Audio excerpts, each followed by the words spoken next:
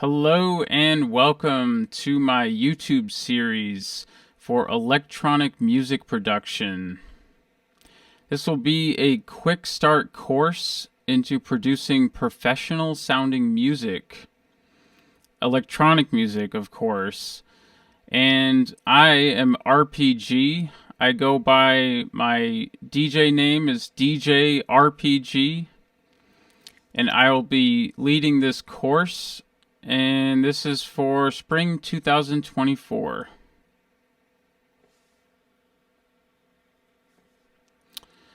Alright, so first I just want to lay out some information about this course.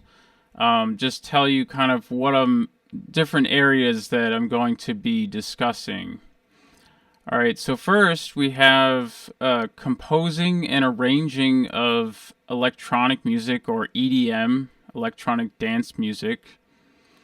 This will be kind of the main subject of everything. We're working in, it's called a digital audio workstation, and we're going to be creating songs or creating remixes from scratch, and we're going to be doing lots of arranging and generation of ideas. And then we have synthesis and sound design using software plugins.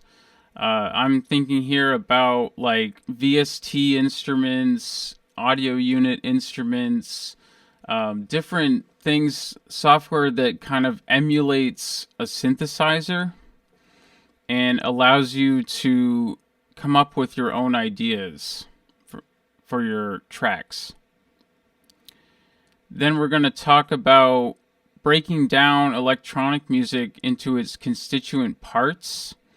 To me, I think of the parts of electronic music as bass, percussion, melodic content, ambiances such as pads and atmospheres, and then sound effects. And we're going to be looking at processing sound with different tools and effects. Some of them you would use might be like compression or limiting or reverb or EQ. We'll look into doing a lot of fine tuning of sounds with different tools. Then we'll spend a lot of time looking at different mixing processes. We'll get into using automation and, going through and really trying to get your levels just right for each channel in your project. All right, and then we're going to look at introduction to mastering of a final track. This will be basically just looking at like how to get your project to sound like a professional record. There are some different tools and different processes you can follow that allow you to get from a rough draft project to a professional sounding track. Yeah, and first of all, I just wanted to put up some info about myself here. I am a graduate from RIT, and I was in the School of Individualized Study, or SOIS. I was doing like a degree that it kind of allows you to create your own degree. I had one professional concentration in film and video studies, and then I had another separate professional concentration in music and technology. Whether it be while I was a student or just in general, I've worked independently creating original electronic music and learning lots of different techniques for probably the past 12, 13 years. I've also had some success with releasing some songs on a professional record label.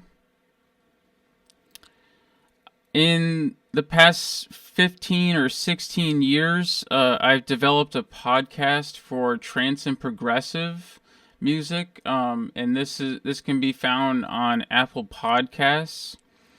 And I've also put up some of the episodes on SoundCloud and Mixcloud.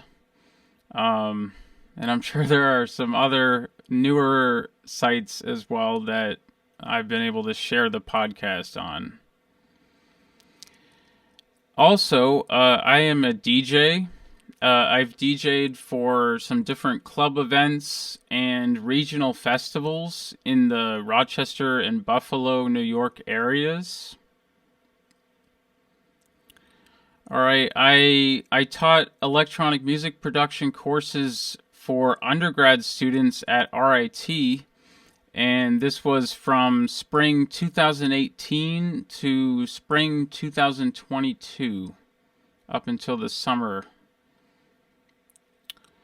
And then before doing that, I taught summer workshops for RIT students, but they were high school students and even younger students that were just kind of looking at the possibility of attending RIT. This was for a summer camp program. When I was teaching it, it was called Kids on Campus. But now it's been renamed to RIT Camp Tiger. And I taught both the electronic music courses, workshops, and then I also did a workshop for sound design for video games.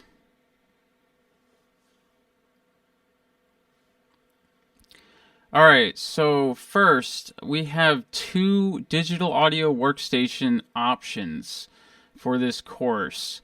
And I'll just say for this course, my plan is that it will span out over around 8 weeks. And I'll try to focus a lot of the lecture content and a lot of the examples either in Ableton Live 11 is what I have, or Logic Pro X. So as a learner, you're totally free to use either of these DAWs. You can even, if you'd like, you can use other DAWs such as Fruity Loops, FL Studio. You could use Pro Tools. You could use, a number of other DAWs. But I'll say that my teaching experience is really in both Ableton and Logic. Yeah, and then kind of to narrow it a little more, a lot of the lectures, a lot of the stuff that I'm going to go through is using screenshots and examples in Ableton Live 11. So I'll say that while I can teach both, that most of the focus of the course is going to be in Live. And just a thing here from Ableton, just talking about the software. They say Ableton Live is fast, fluid, and flexible software for music creation and performance. It comes with effects, instruments, sounds, and all kinds of creative features, everything that you would need to make any kind of music. And then, what's really kind of interesting about Ableton Live is that it really has the 2 separate modes. It has like an entire mode that is like completely focused on editing and looking at, a timeline, going in and doing lots of different edits, automation, moving around clips. This is the traditional linear arrangement view. Okay, and then you also have this whole entire other mode, which is for live performance and, DJing and doing things kind of on the fly, which is called session mode. And what's also pretty cool is that, with both the modes, you can really go back and forth between them. Like, say as an example, you might like create something on the fly. You're using maybe a MIDI controller. You might do a lot of work on the fly in session mode, and then you can actually record all of that stuff that you're doing right into the timeline.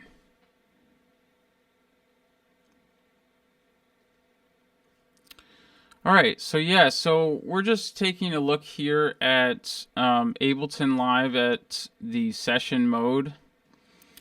So, I'm just kind of pointing out some different things that you would see. Maybe like at very first, this might look a little daunting or just very, unfamiliar kind of what's going on here.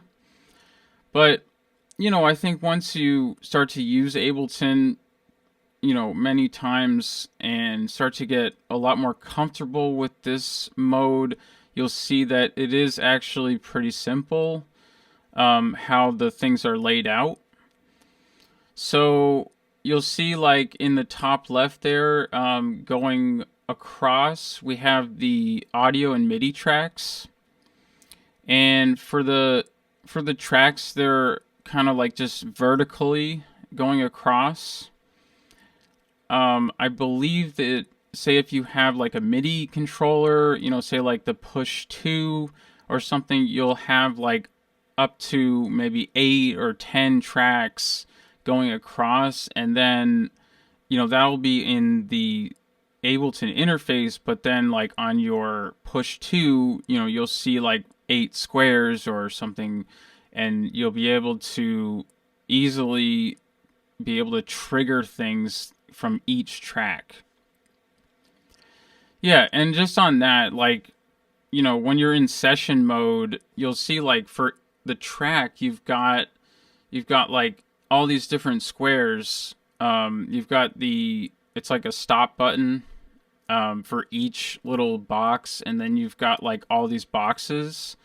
So with this is basically you just have to find different audio clips, and you can drag, or even MIDI tracks, MIDI clips as well. You can just drag them all into the different channels, and then you can take them and move them around. You can put them down on different scenes. That gets to over on the right there. I'm just pointing out we have the scene trigger buttons. So we have these channels, and then we're able to have things like all grouped into like a scene. Okay, and I'll definitely get into more about using scene trigger buttons and triggering all sorts of different clips, and going into what is on each channel and what is in each box. All right, now for each of the channels, we have the track activators, we have the solo button, and also the arm for recording buttons, or button. That's on each channel, and then you'll see we have the levels that would be shown. We have like, see that triangle there, that allows you to set like a volume point for the track. And then, as any clip starts to play, we'll see the levels in real time just come up, and you'll see kind of what the loudness is of certain clips. Now, we also have track volumes, not just like I was saying, you have the triangle, which can set the track level, but then we also have something called sends.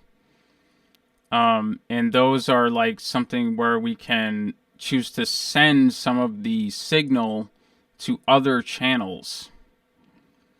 All right, and then we also have the panning controls, allowing us to pan from left to right. Yeah, and then if you look over on the right side, we've got the master channel. Okay, and that again, it have the scenes, but the master channel, that is something where you're seeing like the final levels of your project. All right, so like, as an example, say you are a DJ and you've got like all these different clips in here, and maybe you're using them. Some of them are actual songs, some of them might be like little clips or pieces of songs. But when you play anything in the session view, all the sound eventually ends up in the master channel. Okay, and that shows you your levels. It tells you, whether things are too loud, or whether you are just like, where your levels are falling. Okay, and you can also use the pan control there, just to hear like the levels you have on the left or on the right. Now you'll also see one thing here is you've got the cue out and the master out. So it's just that, sometimes like you want to have your audio sent to your headphones, and sometimes you just want to hear what's coming out of the main speakers. So you're allowed to like go in these drop down boxes, and you can change where the sound is being sent to. For instance, you can have your cue for your headphones and then master for your regular speakers. Also, at the bottom here, I didn't mention this yet, we've got the instrument and effects area.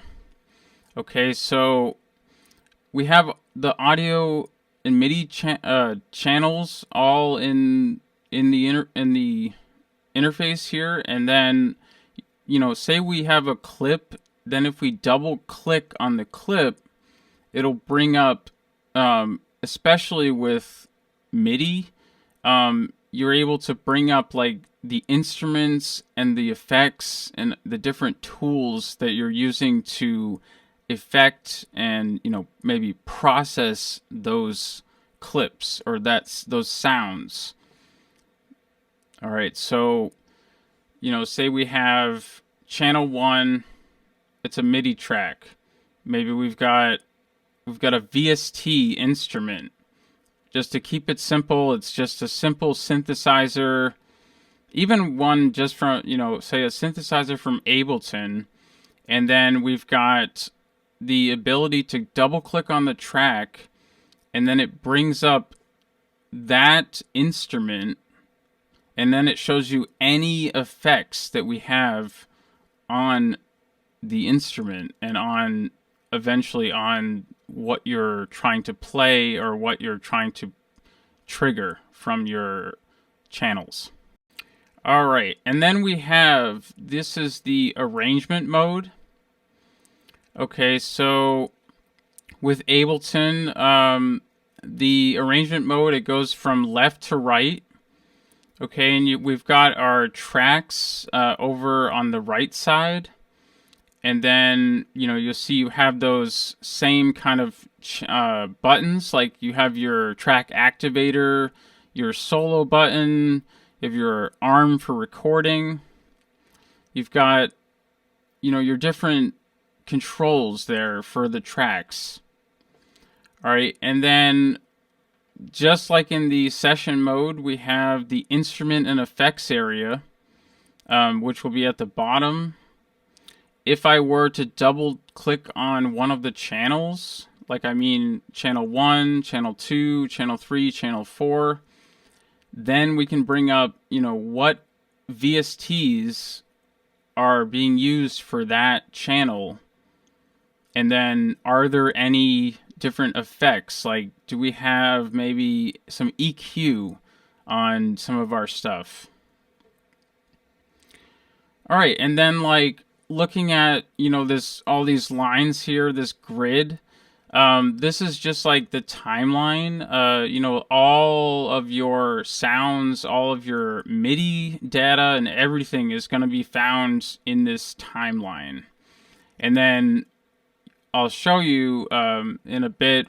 You can take the mouse and you can do like something to carefully zoom in and zoom out on all sorts of different clips.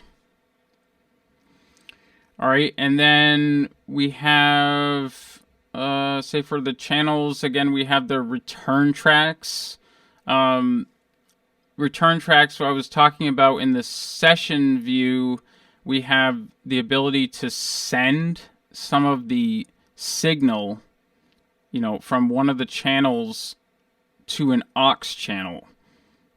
And in Ableton, these aux channels are just called return tracks.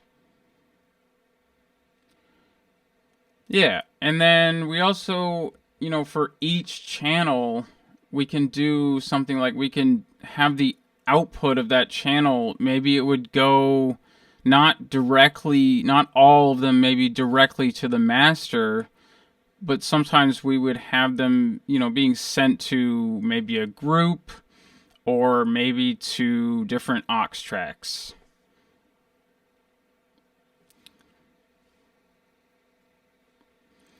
All right, so that's a lot of information there on Ableton Live. Now, for our alternative digital audio workstation, you can use Logic Pro X. And here we have the interface. For Logic, it's not really the same as Ableton or as maybe some other software where you have the ability to do the live triggering, live DJing kind of stuff. In this DAW, we're just going to be basically looking at the timeline. Now, you'll see with Logic, you'll see that we have similar thing. We have the timeline that goes from left to right, but then we have the audio and the MIDI tracks are going to be on the left side. Okay, and then we have, you'll see over on the very left there, first you see in the top left, we have the I, and that just basically is called the information or the channel strip information. Okay, so that just shows you, what are you using on each track? Am I using a VST, or in this case, am I using an audio unit instrument? Or maybe is it just an audio track? We'll see what it is, and then you'll see in the channel strip there, you'll see like all the different tools and effects you may put on for each channel. All right, and then just like in Ableton Live, we can do something which is we can send the audio signal to aux tracks. We can send it, in Logic they call it, to bus tracks. Yep, and then for each of the channels, we can, just like in Ableton, we can specify, is the audio is it all gonna go to the master? Is it all gonna go to that final stereo out? Or maybe is it gonna go to a different output? And what I was thinking is like, you could send all of the signal from a channel, to a bus track. All right, and then we have our volume faders, and then you'll see you have the levels, which is just peak monitoring, showing you the levels in real time. And then over on the top, all in the top part of this screenshot, we have different things. Like we have over on the top right, we have browsers. Okay, this is where you're going to be able to find different audio files and find all sorts of things on your computer, and then you'll be able to take any of those files, like sound files, and bring them right into the timeline. In the middle there, we have our record display. Okay, just showing us like our bars and our beats. It tells us the tempo. Okay, or in other words, it tells us the speed of the track. You can get kind of fancy, and you can like label which key your track is in. All right, and then, just like in Ableton, again, we have the grid. And then all of our audio files, all of our MIDI clips, all of any kind of sound thing, any instrument or anything that we're using is all going to end up in the grid. Okay, and that will be where we can go in and edit anything we want. Also, over on the top right there, we have zooming controls. You can, take your timeline and then you can make it much, much larger, zooming in vertically, or you can make it much, much larger and clearer horizontally. And I'm sure people will use this all the time because, you want to do sometimes fine-tune different things. You want to go in and do some detailed editing.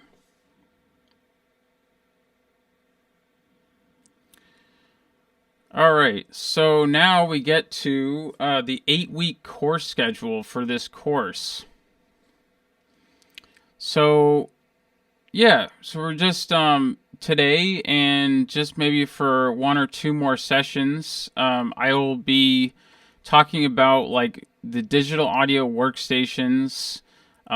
We'll be able to jump right in maybe to the timeline in either Logic or Ableton. We're going to really explore different built-in instruments and built-in effects.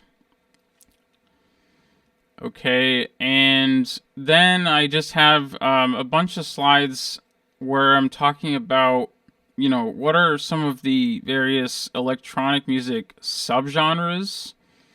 What are the subgenres for EDM?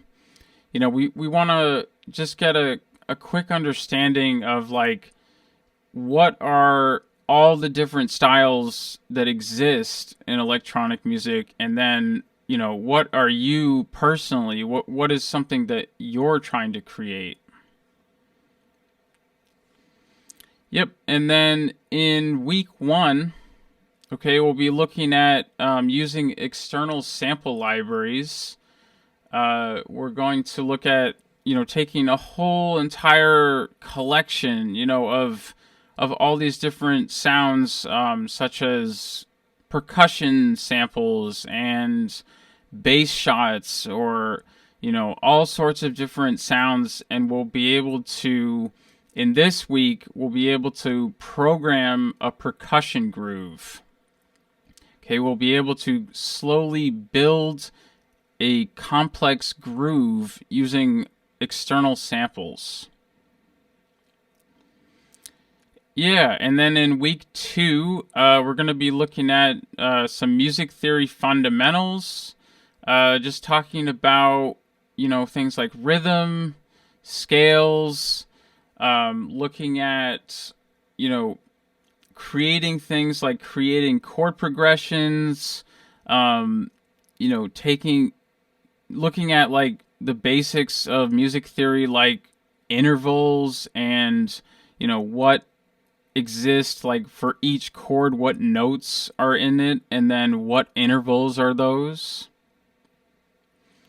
Okay, and then for week 3, we'll be looking at introduction to subtractive synthesis, Getting into your VST instruments, we'll be able to design our own bass shots or bass lines.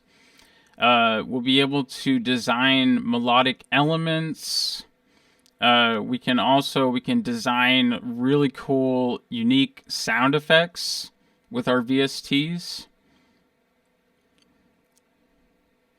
All right, and then in week 4, we're going to be doing a lot on mixing.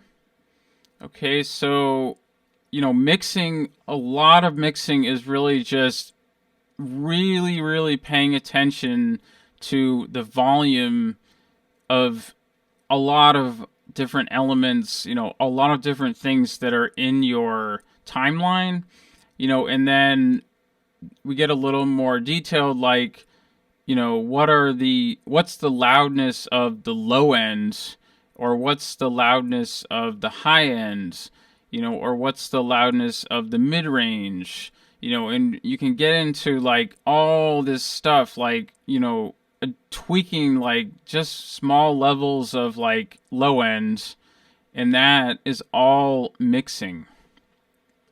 Okay, we'll talk about using compressors.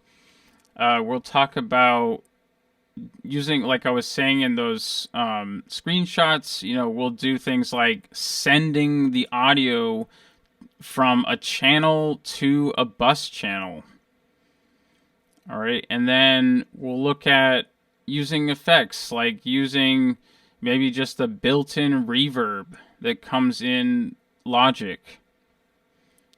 Or maybe we want to use something we purchased, like a real high quality delay plugin. Okay, and then that will be something we can look at, all as part of the mixing and the tweaking of everything. All right, and then week 5, we'll be looking at composing and arranging melodic and harmonic content.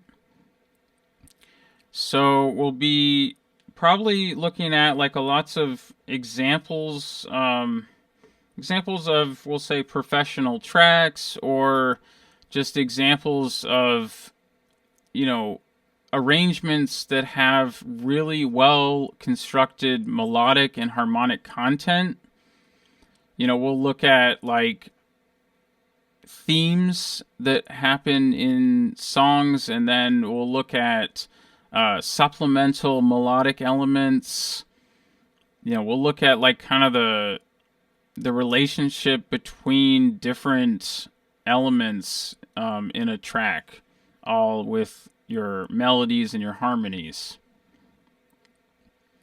Okay, and then, also in week 5, we'll be looking at implementing sound effects and ambiance to your arrangement. Like, we'll, look at, like, how do we create, a real awesome, rich kind of atmosphere to a track? How do we take a track, from some real simple thing of bass and melodies and percussion, and then how do we make it so much richer with sound effects and atmosphere, like, using pads or using soundscapes or something, with different VST instruments. All right, and then in week 6, we'll be focusing on arranging and mixing techniques. Okay, we'll be looking at, going from, say, like an 8-bar loop, or maybe a 16-bar loop, that you've worked on for hours and hours. You've got this awesome 8-bar loop, but then we're going to look at taking that and building a complete arrangement. How could we create something that is like more than 3 or 4 or 5 minutes that expresses a lot of different things just from stemming from that 8-bar loop? All right, and also in that week, we'll be looking at some more advanced effects, like, tweaking all sorts of different things with reverb, You know, we'll think about like in our track what's going on with the stereo imaging. You know, what kind of audio is being played, you know, in the left and then the right? What is being played kind of mono? What is being played like very spread out, very stereo?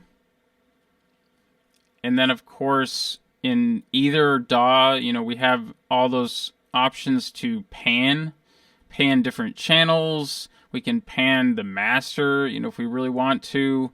We can pan bus tracks. Yeah, we'll get into a lot with different things we can do to adjust our sound. And then in week 7, we'll look at layering techniques for professional music.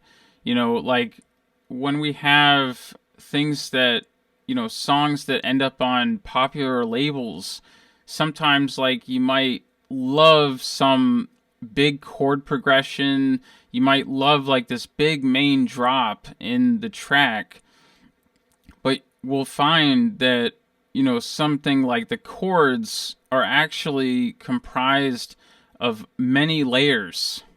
Okay, we'll look at like how do we, you know, construct a chord progression, and how do we do all these different layers, and how do they all come together and sound so awesome. All right, and then also in that week, we'll just take a brief look at how we can do like marketing and advertising of our music. You know, how we can get our name out there and get our music out there on social media platforms, you know, or other sites like music discovery sites. We'll look at, you know, how do we get heard? How do we go from someone no one has ever heard of to, you know, a popular artist? All right, and then in week 8, we'll look at an introduction to mastering processes, which would be limiting, equalization, EQ, you know, applied to our full arrangement. We'll look at something called multi-band processing and compression. And, you know, we'll focus on how do we take our rough draft or our project, you know, and how do we achieve something that sounds just as loud and just as excellent as released music. All right, and then also in week 8, we'll look at finishing tracks. You know, of course, you can spend hours and hours and hours, you know, you can come up with different tracks, original tracks, remixes, you know, but you definitely don't want to just have the result of all of this just be lots of unfinished projects. Okay, so we'll look at how to fully finish tracks and how to make sure we've got a beginning and a middle and an end. You know, we've got all of our mixing done. We've got all of our EQ, all of our compression, everything just totally done, and we can actually put our songs out there.